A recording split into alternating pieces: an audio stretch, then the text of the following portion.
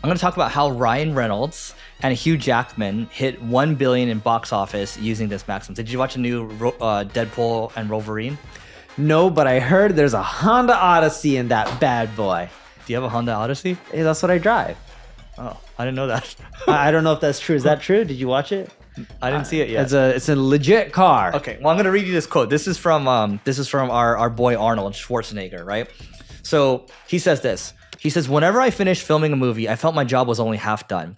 Every film had to be nurtured in the marketplace.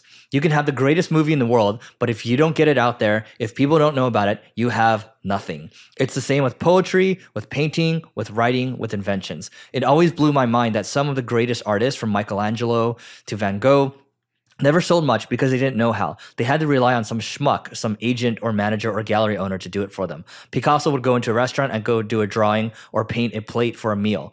Now you go to these restaurants in Madrid and these Picassos are hanging on the walls worth millions of dollars. That wasn't going to happen to my movies. Same with bodybuilding, same with politics. No matter what I did in life, I was aware that you had to sell it. As Ted Turner said, early to bed, early to rise, work like hell, and advertise, right? And that's the maxim they took because they were out there advertising the hell out of Deadpool and Wolverine, and it's the highest grossing R-rated film ever.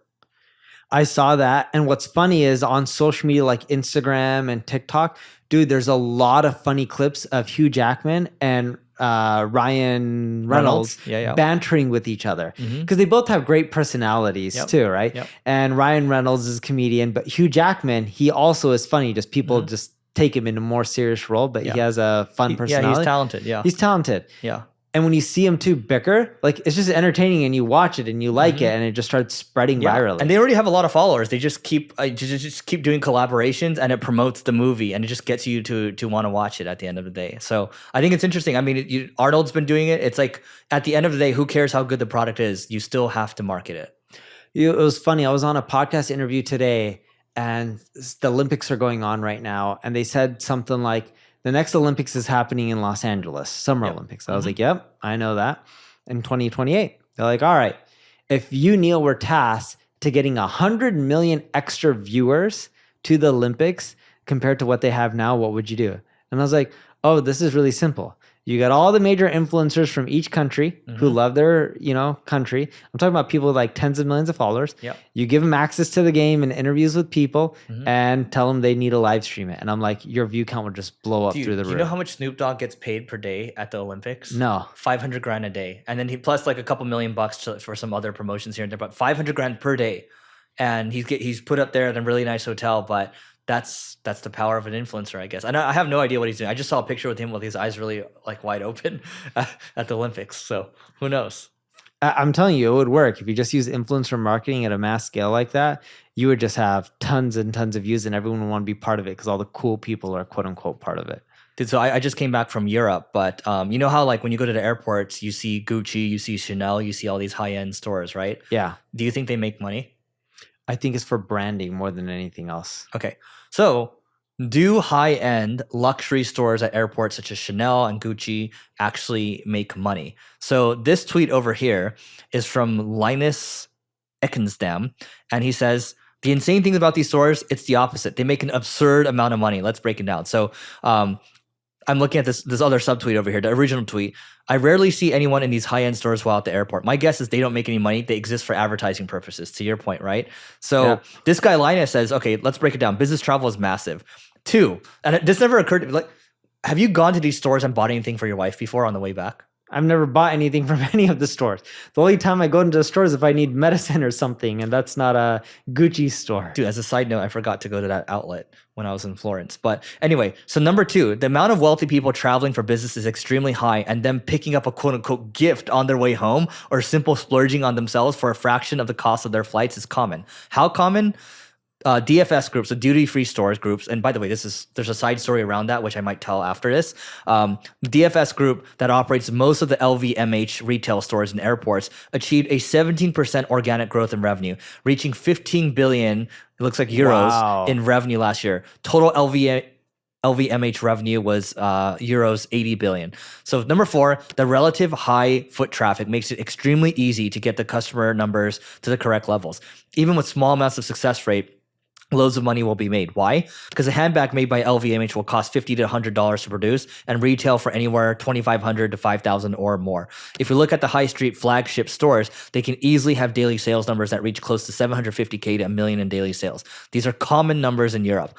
Last part, airports are great places to capture people with guilt that are in a rush and just want to splurge on themselves or someone else. So the psychological pressure and benefits of placing high street brands there makes a lot of sense. And this is interesting because when I was in the Rome airport, oh my God, it's like Loro Piana was there, Bottega Veneta, right? Like Louis Vuitton, it was all there. And like, it didn't make any sense to me. Like you and I have never shopped at the airport before. No. But I did see people in the stores, especially my people. So you see a lot of Asians just shopping in the store. It's kind of hilarious to me because in Italy, when I went to the high-end stores in Florence, I was just walking around checking them out. I didn't buy anything, right? But I always notice there's one of my people in there. And I'll walk by and be like, 讲中文吗? And they'll be like, yeah. And so what does that mean? 讲中文means speak Chinese. And they'll be like, yeah, right? So in Italy, in some cases where they can't speak English and I can't speak Italian, I just meet in the middle with Chinese. But they have a Chinese person planted at every high-end store because there's a lot of Chinese tourists that come through. You didn't know that? I didn't know that. I did this in Japan too. Same thing. I was like, 讲中文吗? And then the Japanese person switched to Chinese. And then, yeah. So for shits and giggles, I was walking down Rodeo the other day. And what'd you buy? Nothing. I saw. Liar. No, I really didn't buy anything. So I picked up a suit. I bought it the previous week. Okay. So but I did technically buy. It was just a previous week. What brand? Zegna. Oh yeah. It's not like Zegna. Zegna. I don't know how to pronounce it. Either way, it was the closest store I could find to my home that had my size. I was like, cool. Just give me something. Sure. No, seriously. You'd be shocked on how many people don't have my size. Really? Yeah. Oh, anyway. I'm too skinny. I got to take a minute to tell you about the Agency Owners Association. This is a peer group for agency owners. Think YPO or EO, but for agency owners. And I just wanted to read you a couple of testimonials. So this first one comes from Carrie, and we asked her, what do you like most about the group? She said, having a group of people to discuss and bounce ideas. The leads are great too. Yes, we share leads in this group as well. This one from Alian, he says, the ability to really post whatever I want and need, and the group responds. Great experienced members, getting a lot of insights from conversations with other members, getting a lot of value from sessions from Eric, getting advice from others as well. And so if you want to grow your agency faster and you want a peer group to do so, just go to marketingschool.io/agency. This is a group that both Neil and I created. And our hope here is to create a vibrant community of agency owners and do a lot more with it in the future. So again, marketingschool.io/agency, and we'll see you inside. So I'm going down there, and as I'm walking, there's a few streets, Beverly, Cannon, they're all close. And you're seeing these signs for these places for lease. So for shits and giggles, I call one of the numbers. I'm just curious. I was like, how much does it cost for a rent? Right? And my buddy's like, why are you doing this? I'm like, I don't know. I just need to know. I can't not do it. So then I called 3 or 4 of the signs. One of the ladies is free to meet me up. And she's like, on Canon, $10, $7-ish to $10 a square foot, like 10 for retail. Beverly's a little bit more. Yeah. It can be up to 20. And this is retail, ground level, not like higher up. So 10 on Canon roughly, up to 20 on Beverly. And Rodeo, easily 125 a square foot, if not more. And I was like, what? They can make this profitable? And she's like, oh yeah. So then I know some of the people that work at Zegna, Loro Piana, some of the stores. Did you see the new Loro that opened?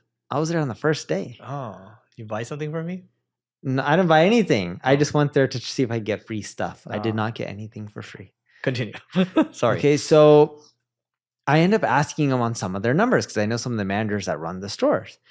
And when they were breaking down the sales volume, and I was like, oh my God, these stores don't just make a little bit of money. They're cash cows. Like you would think, oh, does paying $100,000, $200,000, $300,000 to $400,000 a month in rent really make money? Some of these stores are doing $300,000-$400,000 a day in just revenue. You know, Erewhon, that store, you know, their rent is more than $100,000 a month. I think it's closer to $200,000. Okay. So Erewhon 2.4 a year. Erewhon doesn't make $100,000 a month in profit. They make hundreds of thousands of dollars a month in profit based on the realtor I was talking to. And I was like, really? They're like, yep, did the deal. I'm like, I'm telling you. She's like, they're making minimum a few $100,000 a month in profit, if not more. Now, food has low margins, so you're not going to make a killing compared to some of the other products. Dude, I eat Erewhon like 3 times a week. So I don't know about you.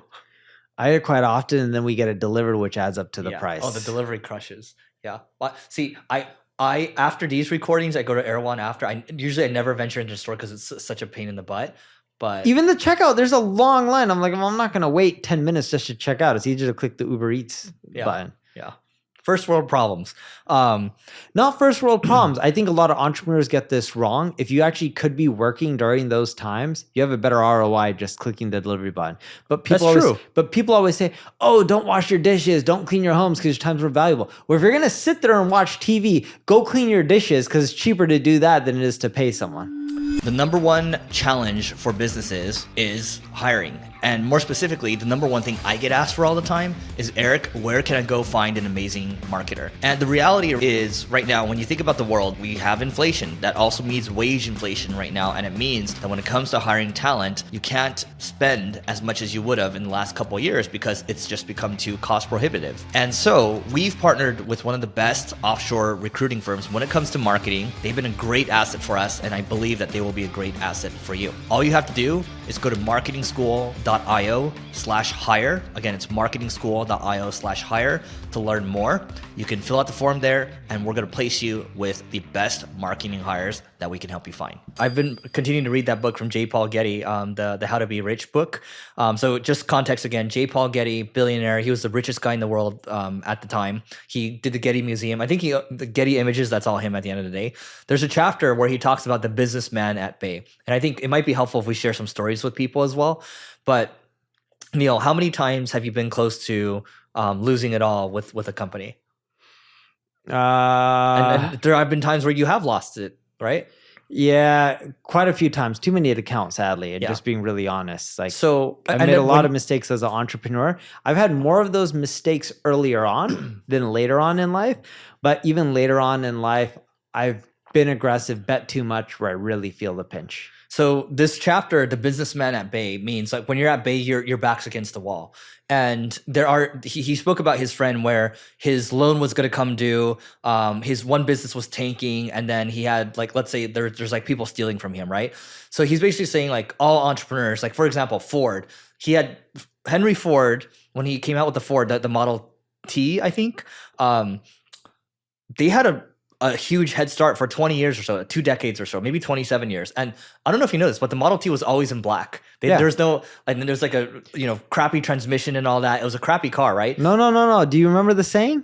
What? You can get the Model T in any color you want as long as it's black. Oh, I didn't know that. Yeah. Okay, so Chevy comes along. You can do any color you want. It's like a manual transmission, right? It's a new type of transition. So they start eating Ford's lunch. And his whole thing is like, he can like cry about it. Like they're eating into his margins, his profits. He shuts down the factory for a year. It comes back next year stronger than ever. But it just goes like Steve Jobs, by the way, when he came back to Apple after getting fired from Apple, he had only 90 days to save that company, right? And so the point of all this is that adversity really adversity shapes your character, and those that can't deal with adversity, they can't treat it like a gift, they crumble, they lose everything, right? But you've dealt with adversity, I've dealt with a lot of adversity as well, and I don't know about you, but when I feel adversity, I kind of get really pumped up. It energizes me more actually during times than versus times of peace, right? It's just weird for me. Maybe I have that weird, are you like that at all? It energizes me, but it's also more stressful at the same time. I don't feel stressed from it. It's weird. Like I feel more stressed when times are calm. I feel more stressed when I'm in tough positions. Like I have nothing, similar to Henry Ford. I never built as big of a company or anywhere near. Yeah. But when things go really bad and you're in a big financial pinch, that's when I'll stress. You don't like it when things are bad. I don't like it when things are bad. Yeah. I handle the pressure really well. Yeah, I don't show the stress, but it's more so I'll feel the pinch because as my company grows, the pinches and it becomes much larger, which the stress becomes larger because the shittiest part about a business is when you employ a lot of people, you don't want to let go of a lot of people. It's just a crappy feeling. Mm-hmm. Yeah, because it's their livelihood. Yeah. I don't think enough people think about that. That's a side thing too. Like when you start a business, you're actually dealing with the livelihoods of people. Like if you don't take good care of them, like you're an asshole, right? Like Well, their mortgage, Yeah. they have Their tuition, family, for everything. food, and it's just like, oh, you let them go. How are they going to pay their mortgage? Oh, you let a lot of people go. How are they all going to pay their mortgage? What are they going to do? What are they going to do for health insurance if some of them are sick? Yep. And these things come up. Oh, your kid has cancer and you just lost your job. What are you going to do to help them out? And like these times just suck. And I've been in those situations and I had to let go people because it wasn't working out. Yep. And then I had to do side deals with them just because I felt really bad. And I'm like, I know you need insurance. The company, at least when we were starting out, the company couldn't necessarily afford to pay for the insurance, but I personally just covered it. So then that way that would be good. Yep. So anyway, going back to the businessman at Bay piece, and it's great that you did that. It's and that'll go a long way too. People remember that stuff and they'll come back to you in spades later. It's not like you're trying to get a favor back, but the more good things you do, the more it compounds for the long term. And it's just easier to be a kind person. That we found this over the years. And anyway, that's the businessman at Bay. So if adversity comes your way, just know that it's an opportunity to learn, and it might be stressful, but it's going to shape you for years to come, because without these experiences, we wouldn't have been able to get to, wherever we are now. All right, guys. So that's it for today's episode. marketingschool.io/agency. If you want to grow your agency faster, that's our little community. In fact, Neil, do you want to come to the next session next week? Are you in town next week? Depending what time I'm driving home, but yeah. All right, we'll figure it out. So this is when Neil and I will jump in every now and then, every month or so, and we'll have guest speakers and all that. And then you have an entire community of people all trying to grow. We're talking 7-8-figure agency owners, 6 figures as well. And that is it for today. Please don't forget to rate, review, subscribe, and we will catch you tomorrow.